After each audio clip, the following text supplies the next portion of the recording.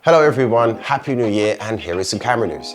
2022 was a massive year for cameras, and if there's anybody out there that still thinks that their smartphone can take on the very latest from Canon, Sony, Nikon, Panasonic, or literally any other proper camera maker, is actually delusional.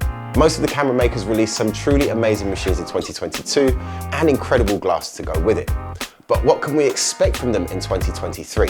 Well, let's go over some of the leaks and rumors from all the major manufacturers for the coming year. And let's start with Canon. They had a great year in 2022, releasing some highly regarded products, such as their most recent release, which was the Canon EOS R6 Mark II.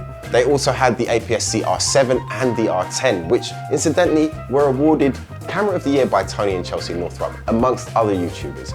In recent years, they have seemed to have focused on their full-frame cameras and lenses, but it seems that they're now starting to turn their gaze towards APS-C. The rumours are that 5 new camera bodies will be released from Canon in 2023, the first of which should be the Canon EOS R50. This should be a lower spec model than their recently released R10 and aimed at the beginner photographer. But this will be pared back a little bit in terms of its specification, as it is rumoured to not have a viewfinder. This one is expected to have a 24.2 megapixel APS-C sensor with a 12 frame per second continuous shooting rate. Mechanically, that might be a little bit more if they choose to include an electronic shutter, which they inevitably will. It will be able to shoot 4K 30 frames per second with dual pixel autofocus too. It will also have a 1.04 million dot vari-angle touchscreen. One thing I expect Canon to focus on in 2023 is to bring out some new RF mount glass for these APS-C cameras that they're releasing.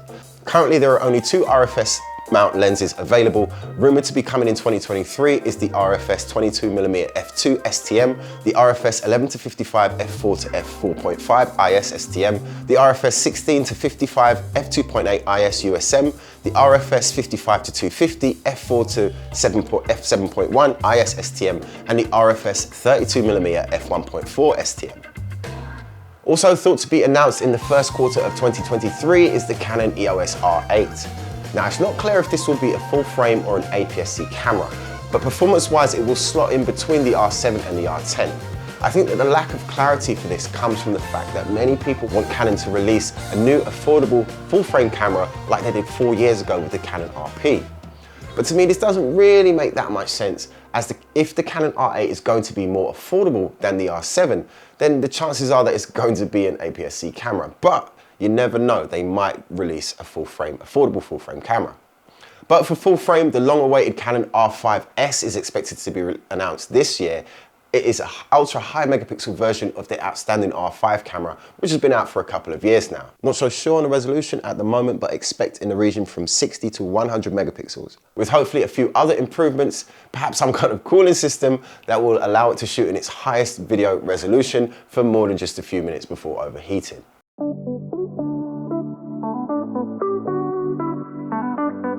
Okay, moving on, let's talk about Nikon for a while. They had a great year last year with the Z9, which is their highest spec professional mirrorless camera model with some incredible capabilities. But rumored for this year, we should also see the announcement of as many as 6 new camera models from Nikon. Let's start from the top. I might not mention all of them, but let's start from the top and work our way down. Let's start with the Nikon Z8. Now, this camera was expected to be released in 2021, or at least announced in 2021. But that didn't happen because of the global chip shortages that we all had to suffer through. Thankfully, it seems like that things are settling down with that now and are getting back to normal. And the fact that so many camera makers are releasing so many cameras in 2023, or are rumored to be releasing those cameras in 2023, is actually a good sign that this could be true. This camera should be blessed with a 61 megapixel full frame backside illuminated sensor with dual X-Speed 7 image processors. This high megapixel count will enable it to have a 240 megapixel high resolution mode. This is where the sensor shifts pixel by pixel, takes a bunch of pictures and stitches them all together to give you an ultra high megapixel image. It should be capable of 4K 60 frames per second with N-Log and 10-bit recording through HDMI out. It should also have 10 frames continuous shooting, ISO 64 to 25600, 576 point phase detect autofocus system, 5-axis in-body vibration reduction. Now, I would suggest that this camera, which was supposed to come out 2 years ago, I'm hoping that they have had time to update the specifications of this model to make it compete with some of the cameras that are around now. I mean, 4K 60, every camera's got 4K 60 now, and 10-bit recording through HDMI out isn't really that impressive. But then you could argue that this is a photographer's camera, and when you hear the specs of the next camera that I'm going to talk about, you're going to agree with me, which is the Nikon Z6 Mark III. Now this one should have a more manageable 30 megapixel sensor. It's not expected to be a backside illuminated sensor like the Z8, but it will have a single Speed 7 processor, again unlike the Z8 which has two. Video capabilities are expected to be uncropped 4K 60 frame per second video with N-Log and internal 10-bit recording. Now it does seem like this would be the camera to go for over the Z8 if you was more into shooting video.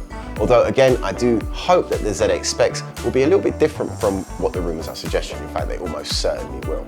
Other specs for the Z6 suggest that it will have the AI subject tracking from the Z9, as well as real-time eye autofocus. The Z6 Mark II is expected to be announced in the second quarter of 2023, and it will be priced at under $2,500. Really quite affordable actually. Expected to be announced at the same time as the Z6 Mark III is the Z7 Mark III. Yes, I know I said I was working my way from top to bottom, but you know, the Z7 will actually sit above the Z6 when it comes to performance and specification, and most probably price as well. This one will have a 45 megapixel backside illuminated CMOS sensor. Like the Z9, it will feature dual Speed 7 image processors, allowing it to shoot continuously in RAW at 20 frames per second and giving it a 30 frame per second shooting rate in JPEG. It will be able to shoot 4K 60 frames per second, although there will be no internal 10-bit recording with this one, more of a photographer's camera with its high megapixel sensor and fast shooting rate. And the last of their full frame offerings for 2023 is the Z5 Mark II.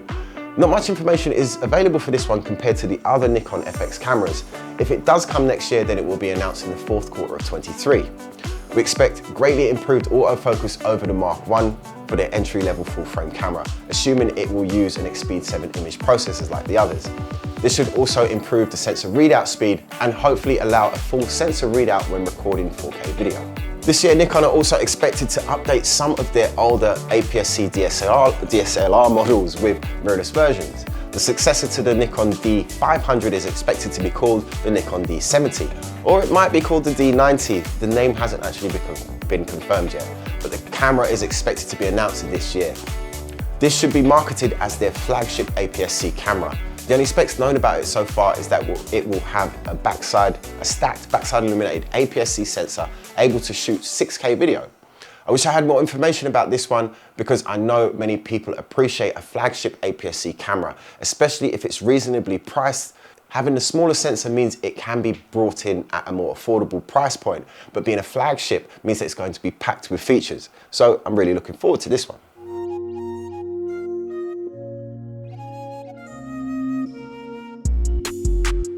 So let's move on to Sony, and let's start with the successor to the fantastic Sony a6600, which people think is going to be called the a7000, although there is no confirmation on the name yet. This one will have a 26.1 megapixel backside illuminated APS-C sensor with a Bionz XR and AI processing. Also, it will have real-time autofocus tracking, 4K video up to 60 frames per second, uncropped, and it will also have 8 stops of image stabilization, S-Log 3 and 422 10-bit internal recording. We should see a successor to the a6400 as well. The rumored specs for this one are a 24.2 megapixel Exmor RS APS-C sensor with the Bionz XR and AI processing. It will also have AI-based real-time autofocus tracking. I think that if the rumors are correct for these two cameras and the price is like the previous generation, then they're going to be two outstanding cameras. They're both affordable, have great video performance, perfect YouTube cameras. But for the pros, Sony also will be announcing the A9 Mark III in 2023. This beast was due to arrive in Q3 of 2021, but because of the chip shortages, it never really happened. It didn't really happen in 22 either, so hopefully this is the year that it will finally find its way into consumers' hands. The A9 should have a 24.5 megapixel sensor with an up to 30 frames per second shooting rate in RAW. The ISO will go from 50 right up to 204,800. Sony's top of the range Bion XR chip with AI processing, 8 stops of image stabilization, and what can only be described as a proper viewfinder. I mean, get this, a $9.44 million electronic viewfinder. This will be no doubt the same or a similar viewfinder that we saw in the A7S Mark III. Speaking of the A7S series, Sony in Q4 of this year will be announcing the highly anticipated A7S Mark IV. Hybrid shooters will be very pleased to know that the sensor resolution has jumped up to a massive 40 megapixels, or 40 plus megapixels I believe it is. This will allow it to shoot 8K video in 10-bit 422, quite possibly at 60 frames per second as well. Expect it to remain the low-light champ with its incredibly high and clean ISO performance. There are conflicting rumors on the internet, so I'm not going to go too much into them because I'm really not sure what is true and what isn't.